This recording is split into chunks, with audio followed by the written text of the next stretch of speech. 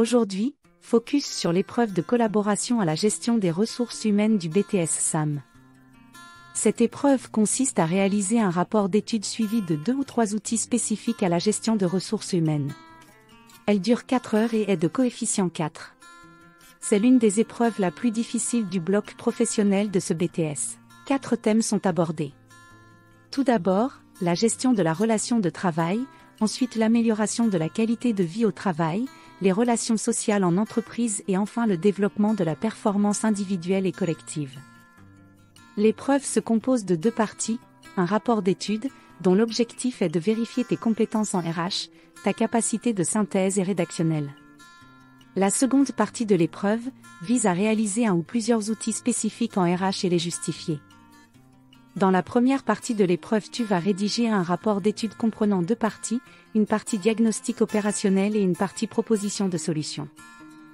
Le rapport d'étude suit une présentation qui commence par la rédaction d'un en-tête comprenant l'émetteur, le récepteur, la date, le lieu, le titre du document, rapport d'étude et un sous-titre, le thème abordé par le rapport d'étude. Enfin l'indication d'une pièce jointe, qui est indispensable, intitulée annexe chiffrée. Une fois l'en-tête rédigée, tu passeras à l'introduction. Celle-ci est en 3 parties. Tout d'abord le contexte ou la situation dans laquelle se trouve ton entreprise, celle dans laquelle tu vas travailler pendant 4 heures.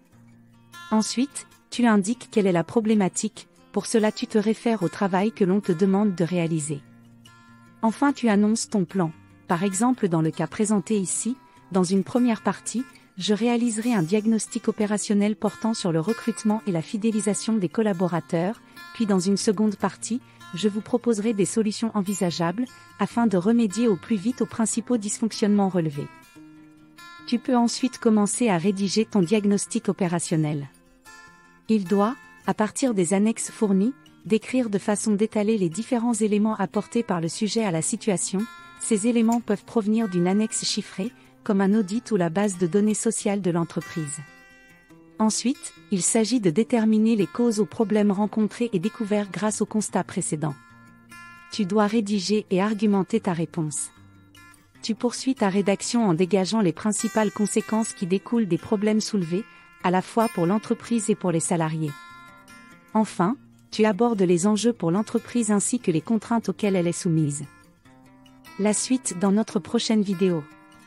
Abonne-toi pour ne pas la rater. N'oublie pas, pour préparer ton épreuve de CGRH, rejoins-nous sur monbtssam.com ou contacte-nous sur réussirbtssam@gmail.com.